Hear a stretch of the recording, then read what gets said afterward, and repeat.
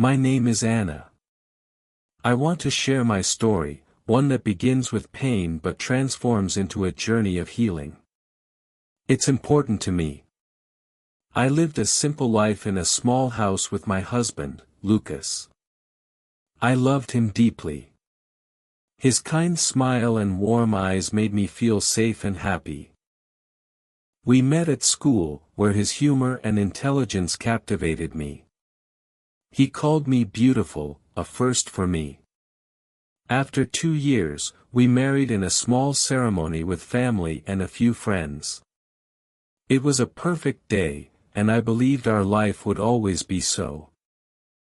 I had a younger sister, Valentina, my best friend. Growing up in a small town, we shared everything, our room, clothes, and secrets. When I was sad, she made me laugh. When she was scared, I held her hand. We promised to always support each other, a vow I held dear. When Valentina moved to our city after my marriage to Lucas, I was overjoyed. My world felt complete with both of them near.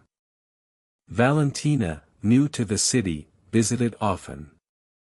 The three of us formed a tight-knit trio, watching movies, cooking, and laughing together. Lucas helped her with practical things like fixing her car or finding a job.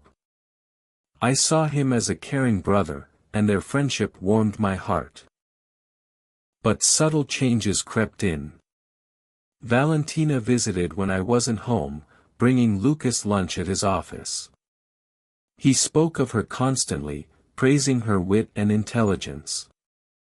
I smiled outwardly, but a cold unease stirred within me.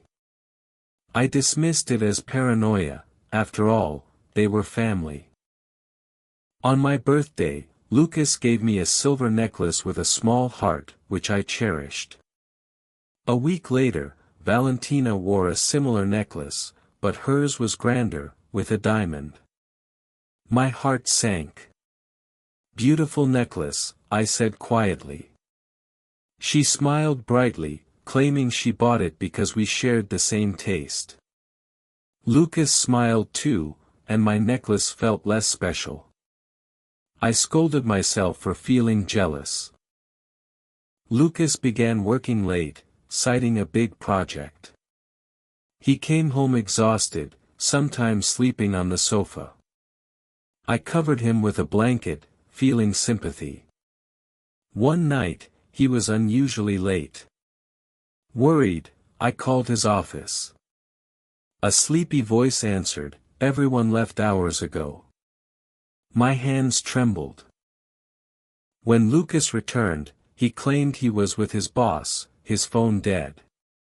But he smelled of flowers, Valentina's perfume, not mine.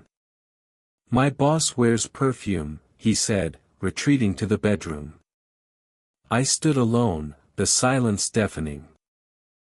I tried to push away my doubts, convincing myself I was imagining things.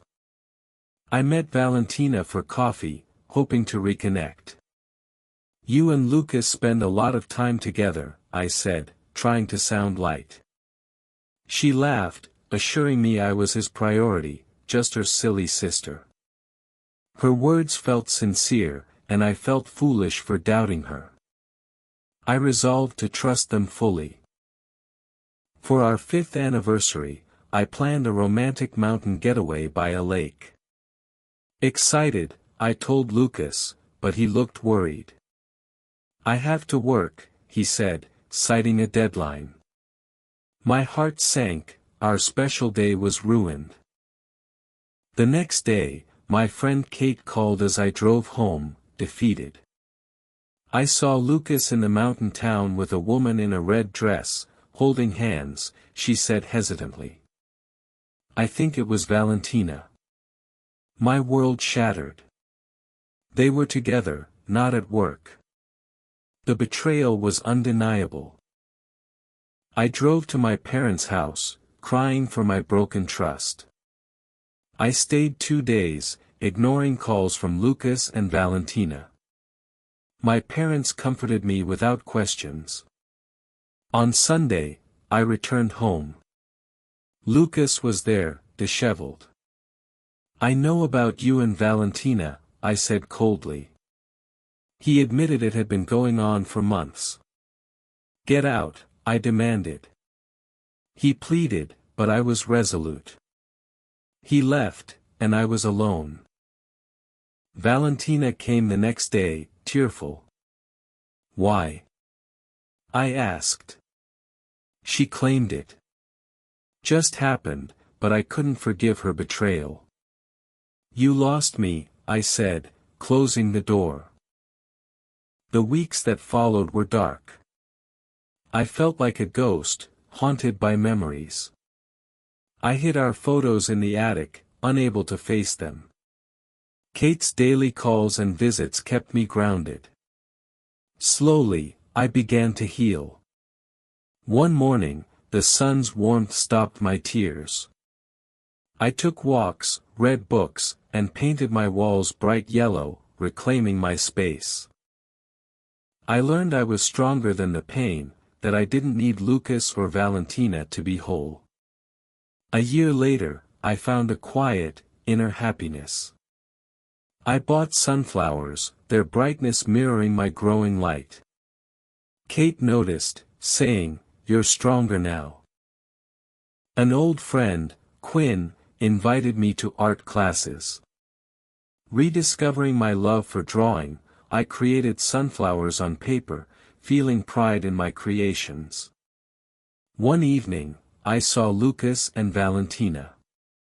My heart raced, but I walked past, calm and free. They were my past, not my future. I called my parents, sharing my peace. "I'm ready to move on," I said. Life isn't easy. Betrayal hurts deeply, but healing is possible. Through small steps, walks, art, sunflowers, I found myself. You can too. You're stronger than you know, a survivor, like the sunflowers that always face the light.